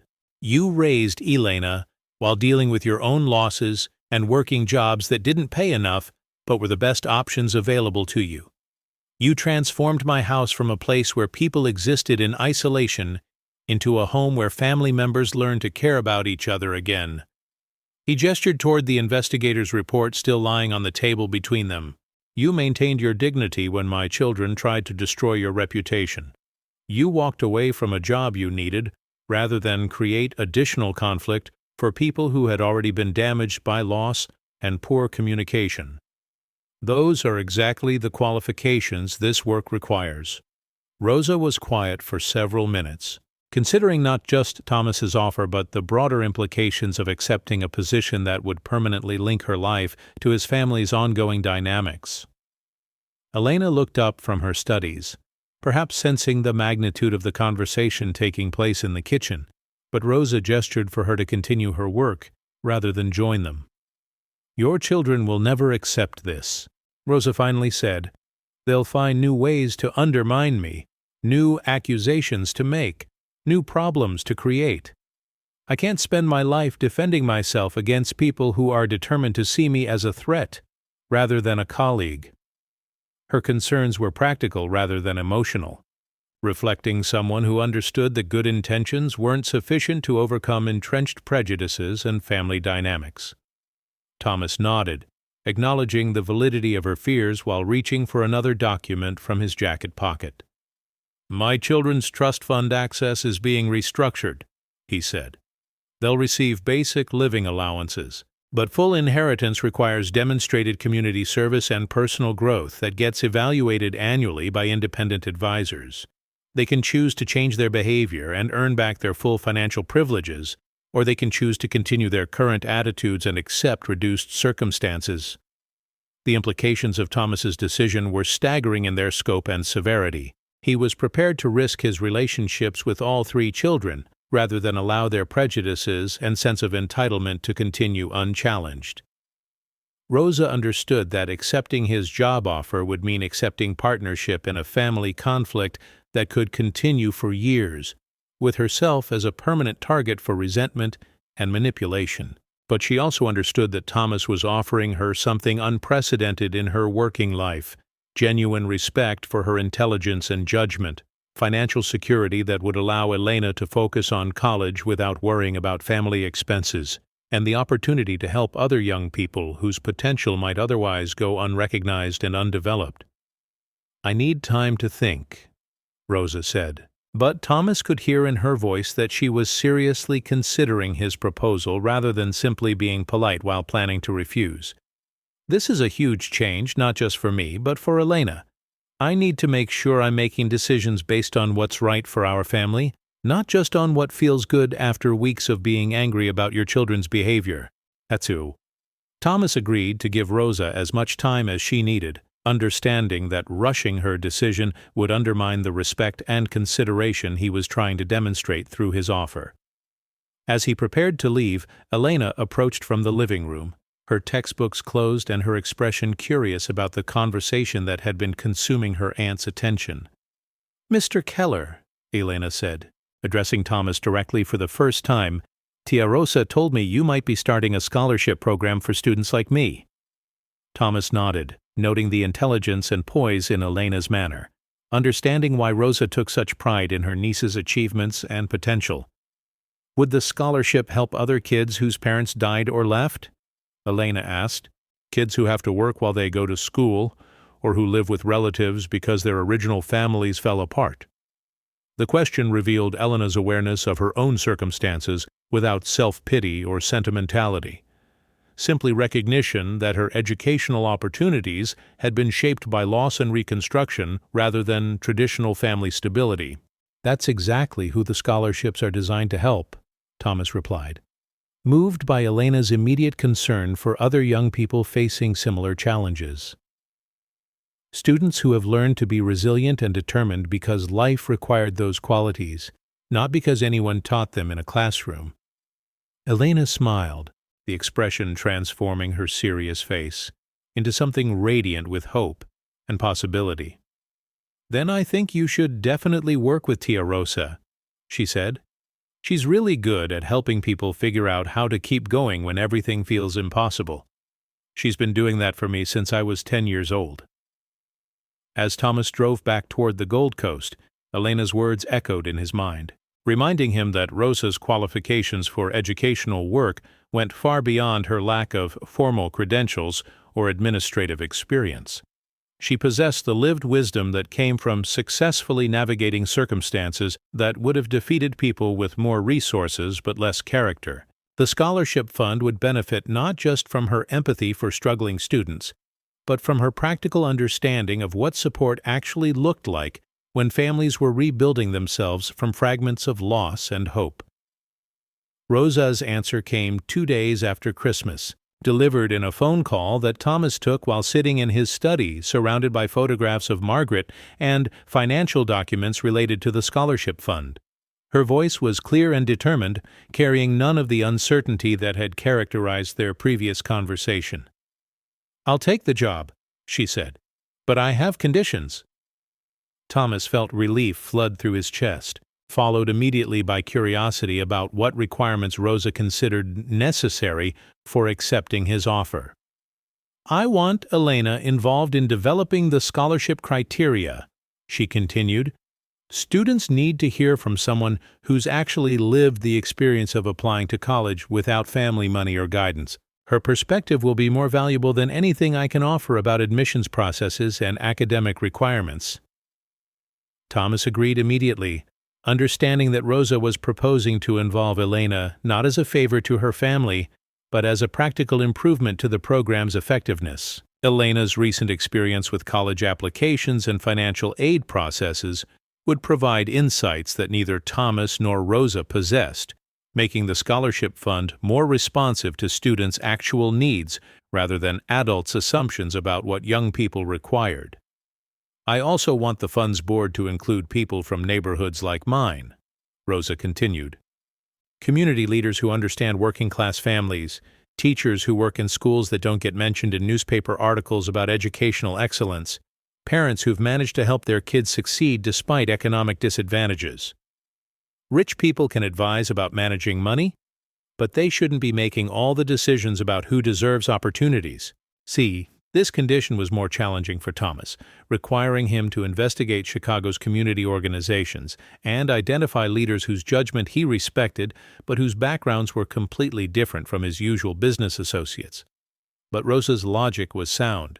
Effective scholarship distribution required understanding the communities that produced promising students, not just the institutions those students hoped to attend. "Finally," Rosa said, her voice carrying a note of steel that Thomas recognized from her responses to his children's accusations, "I want your promise that you won't override my decisions because they make your family uncomfortable. If I'm going to do this work properly, I need to know that you'll support my judgment even when it creates conflict." Thomas understood that Rosa was requiring him to demonstrate the loyalty he'd failed to provide during their previous employment relationship. She would accept his offer only if he promised to defend her authority against future family interference, regardless of the personal cost that support might require. "You have my word," Thomas said, the commitment feeling like the most important promise he'd made since Margaret's death. "Your decisions about the scholarship fund will stand, regardless of anyone else's opinions about them, including mine." Rosa was quiet for a moment, perhaps evaluating the sincerity of his commitment or preparing herself for the challenges that lay ahead. When she spoke again, her voice carried a warmth that Thomas hadn't heard since the morning they'd shared their stories of loss and healing over coffee in his kitchen. "Then I guess we're business partners now," she said, and Thomas could hear the smile in her voice. "I'll need 2 weeks to give proper notice at my current job and help Elena adjust to the idea that our lives are about to change pretty dramatically." After ending their phone call, Thomas sat in his study feeling simultaneously excited about the scholarship fund's implementation and nervous about the family confrontations that Rosa's hiring would inevitably precipitate. His children would view her return as a victory for their adversary and a defeat for their influence over their father's decisions. The coming months would require him to demonstrate the courage he'd failed to show during their previous conflict, choosing loyalty to Rosa and the scholarship fund's mission over temporary peace with his children. But for the first time since Margaret's death, Thomas felt hopeful about his family's future. Not the future that included his biological children's approval, but the future that included meaningful work, shared with someone whose friendship had taught him that wealth without character was simply elaborate poverty. Rosa would help him transform his money into opportunities for young people whose lives reflected her own combination of hardship and determination, creating lasting change that honored both Margaret's memory and Rosa's wisdom about the potential that existed in communities his social class typically overlooked. The Margaret Keller Memorial Scholarship Fund would become more than charitable giving. It would represent Thomas's commitment to values that transcended economic success, administered by a woman who understood that true education happened when people learned to transform their circumstances rather than simply accepting them. Rosa had transformed his house into a home, his isolation into connection, his grief into purpose. Now she would help him transform his wealth into genuine service, creating opportunities for other people's children the way she'd created possibilities for Elena through years of patient sacrifice and unshakable love. As winter gradually released its grip on Chicago, Thomas and Rosa began the work that would define the rest of their friendship and professional partnership. Surrounded by evidence that healing was possible, growth was achievable, and redemption could emerge from even the most damaged relationships when people chose courage over comfort, service over self-interest, and love over fear.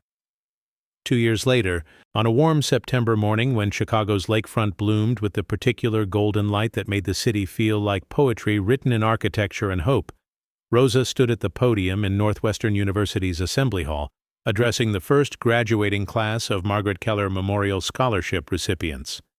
37 young people sat in the front rows, their caps and gowns crisp with newness, their faces bright with the satisfaction of goals achieved through their own determination and the support of a program that had recognized their potential when others might have overlooked it. Elena sat among the graduates, her social work degree earned through 4 years of academic excellence and practical experience working with families in crisis throughout Chicago's most challenging neighborhoods. Her senior thesis on intergenerational trauma had been selected for publication in a national social work journal, and 3 graduate programs had offered her full funding for master's degree studies. But Rosa's pride in Elena's achievements was tempered by her awareness that her niece represented just one success story among thousands of young people who possessed similar potential but lacked access to educational opportunities. Thomas sat in the audience, his silver hair now completely gray but his expression more peaceful than Rosa had ever witnessed during their first difficult year of working together.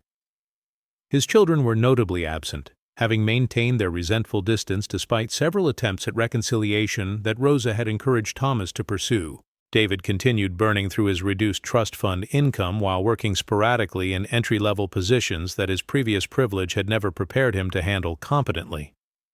Sarah's photography had evolved to focus exclusively on documenting wealth's psychological damage, her exhibitions attracting critical praise but seemingly providing little personal satisfaction. Michael remained in therapy, though his sessions now addressed entitlement and class prejudice rather than simple depression. Rosa's relationship with Thomas had evolved into genuine partnership built on mutual respect and shared commitment to work that felt meaningful rather than simply profitable. The scholarship fund had grown beyond their initial expectations, attracting support from other wealthy donors who appreciated its focus on community-based evaluation and holistic student development. Rosa had learned to navigate university bureaucracies and foundation requirements while maintaining her commitment to students whose backgrounds reflected her own experience of economic hardship combined with family resilience. "Education," Rosa said, her voice carrying clearly through the assembly hall's acoustics, "is not just about individual achievement. It's about understanding that your success creates opportunities for others, that knowledge carries responsibility to serve communities that supported your growth even when they had little to give." The graduates listened with the attention of young people who understood that their achievements had been supported by others' sacrifices, that their degrees represented not just personal accomplishment, but community investment that deserved to be honored through service. Elena had helped Rosa develop much of the scholarship program's philosophy, contributing insights about student needs that adults sometimes missed despite their good intentions.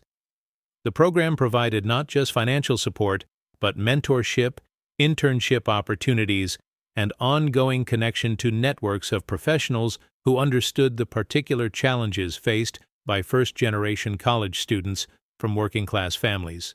"Those of you graduating today," Rosa continued, "represent communities that are often invisible to people making decisions about educational funding and social services. You carry with you the wisdom that comes from understanding hardship as well as hope, struggle as well as success. The world needs your perspective on how to create opportunities for others who are still waiting for their chances to demonstrate their potential." Thomas watched Rosa address the graduating students with the same attention he'd given to her morning conversations during their early months of friendship. She had developed into a skilled public speaker and program administrator without losing the qualities that had originally drawn his respect: her compassion for people facing difficult circumstances, her practical wisdom about what support actually looked like, her ability to see potential in individuals that others might dismiss or overlook. The scholarship fund had also transformed Thomas's relationship with his wealth, shifting his focus from accumulation and preservation to distribution and impact. He worked now with financial advisors who specialized in effective philanthropy rather than maximum returns, measuring success in terms of students graduated and communities strengthened rather than portfolio growth and market performance. The work felt more meaningful than any business achievement he'd previously accomplished, partly because it was collaborative rather than competitive, focused on creating opportunities rather than claiming them. After the graduation ceremony, Thomas and Rosa walked together through Northwestern's campus, observing students who might become future scholarship recipients if the program continued to expand its reach and effectiveness. The campus buzzed with the energy of new beginnings, freshman orientation, returning students reconnecting after summer break, graduate programs welcoming their next cohorts of aspiring professionals. "Margaret would have loved this," Thomas said, gesturing toward the diversity of students visible across the campus's green spaces. She always believed that education should be about developing character as much as accumulating knowledge, about understanding responsibility as much as claiming rights. Rosa nodded, understanding that Thomas wasn't comparing her to his late wife, but acknowledging that the scholarship program honored values Margaret had embodied during her lifetime. "She would have been proud of you, too," Rosa replied, "for learning that wealth is supposed to serve life, not the other way around. That's not something most rich people ever figure out." Thomas appreciated Rosa's directness, her willingness to discuss his social class and its limitations without either resentment or deference, simply as facts that influenced but didn't define their working relationship. They paused near the library where Elena had spent countless hours during her undergraduate years, often studying late into the nights while working part-time jobs that helped cover expenses not included in her scholarship funding. Rosa felt deep satisfaction in knowing that future scholarship recipients would face less financial stress because the program had been expanded to include housing stipends and emergency funds for family crises that might otherwise force students to choose between education and immediate survival. "Do you ever miss the simpler days?" Thomas asked. "When your biggest concern was whether I remembered to water the plants and whether Elena's college applications would be accepted?" The question carried nostalgia but not regret. Recognition that their current collaboration involved complexities and responsibilities neither had anticipated during their early friendship. Rosa considered the question seriously, thinking about her small apartment in Pilsen where she still lived despite her increased salary, her continued involvement in neighborhood community organizations despite her professional commitments, her ongoing relationship with families who had known her long before she became associated with educational philanthropy. "I miss the quiet," she admitted. "Some mornings I wake up thinking about scholarship deadlines and budget meetings instead of which plants need water and whether you've been eating properly."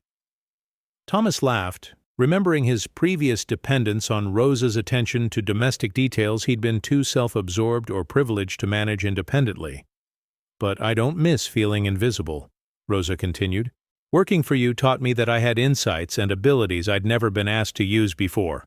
The scholarship fund lets me use those skills to help other people become visible too, to help students understand that their backgrounds are strengths rather than disadvantages." Thomas nodded, understanding that their partnership had been transformative for both of them, teaching him about service while teaching Rosa about leadership. As they walked back toward Thomas's car, Rosa noticed a young woman sitting alone on a bench, her textbook spread around her in the organized chaos that suggested serious studying despite limited resources.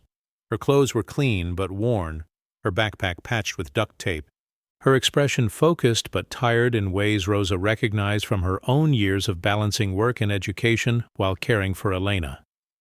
"Excuse me," Rosa said, approaching the young woman with the gentle directness she'd learned to use when offering help that might be needed but hadn't been requested. "Are you a Northwestern student?" The young woman looked up, her eyes wary but polite, prepared to be defensive about her presence on campus if necessary. "Yes, ma'am," the student replied. "I'm a sophomore studying education. I was just reviewing my notes before my next class." Rosa noticed the pride in the young woman's voice, her determination to belong in this academic environment despite whatever challenges had made studying outdoors necessary rather than chosen.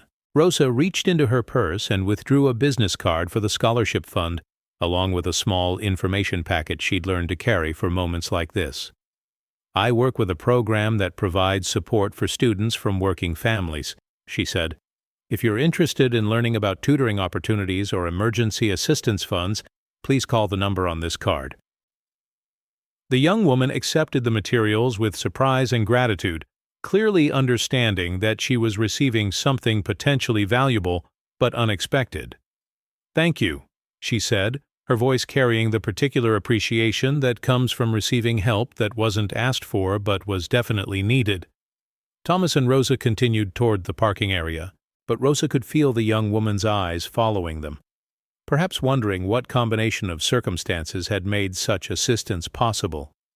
Rosa remembered that feeling from her own years of accepting help from community organizations and church groups, the mixture of gratitude and curiosity about the people whose generosity had made survival and progress possible during the most difficult times. "That never gets old," Thomas observed, having witnessed Rosa make similar connections with students throughout their 2 years of working together. "Watching you recognize potential in people who might have been overlooked by everyone else," Rosa shrugged, uncomfortable with praise but pleased that their work was reaching students who might not otherwise learn about available opportunities. "I see myself," she said simply, "or I see Elena 10 years ago, or my neighbor's kids who are smart enough for college but don't know how to navigate the application processes." Thomas understood that Rosa's ability to identify promising students came not from professional training but from personal experience, from understanding what determination looked like when it was shaped by economic necessity rather than academic ambition alone. As they drove back toward the Gold Coast, where Thomas still lived in the penthouse that Rosa had helped transform from a monument to loss into a space suitable for hosting scholarship meetings and celebration dinners, both felt the satisfaction that comes from work that serves purposes larger than personal success or comfort. The scholarship fund had become their shared legacy, proof that friendship could transcend economic differences and that wealth could serve community development rather than individual accumulation. Rosa, Thomas said as they approached her neighborhood, where she would spend the evening helping Elena prepare for graduate school applications. Thank you, not just for today, but for everything, for teaching me that money is worthless without purpose, that privilege is meaningless without service, that success doesn't matter unless it creates opportunities for other people's success too. Rosa smiled, appreciating Thomas's gratitude while understanding that their partnership had been mutually beneficial rather than simply charitable. Thank you for listening, she replied. For learning that people like me have wisdom worth respecting, experiences worth valuing, insights worth incorporating into decisions that affect our communities. That's rarer than you might think, even among people who consider themselves generous. As Thomas dropped Rosa off at her apartment building, where children played in the courtyard while their parents prepared dinner and planned for school weeks that would require all their creativity and patience, both understood that their friendship represented something unprecedented in both their lives. Genuine collaboration across economic lines, mutual respect that transcended social expectations, shared commitment to work that served justice rather than simply charity. The Margaret Keller Memorial Scholarship Fund would continue to grow and evolve, supporting students whose potential might otherwise remain unrecognized, while demonstrating that effective philanthropy required not just financial resources, but authentic partnership with communities being served. Rosa had taught Thomas that true wealth consisted of relationships rather than assets, service rather than accumulation, love rather than control. He had provided her with platforms for leadership that honored her intelligence and experience while expanding her ability to serve families facing challenges she understood from personal experience. Their partnership had proved that healing was possible across divides of class and privilege, that friendship could emerge from employment relationships, and that meaningful work could transform both those who served and those who were served. The young woman studying on Northwestern's campus would become one of hundreds of students whose lives would be changed by a scholarship program that existed because a wealthy man had learned to listen to his housekeeper, and a working woman had learned to trust that her wisdom deserved respect and practical application. As Chicago's evening lights began to twinkle throughout neighborhoods, from Pilsen to the Gold Coast, Rosa and Thomas went to their separate homes, both carrying the quiet satisfaction of work that mattered, friendship that had endured testing, and service that would continue creating opportunities for young people whose potential deserved recognition and support, regardless of their family's economic circumstances or social connections. And you? Have you ever worked for someone who learned from you without ever saying it out loud? Have you encountered employers who saw you,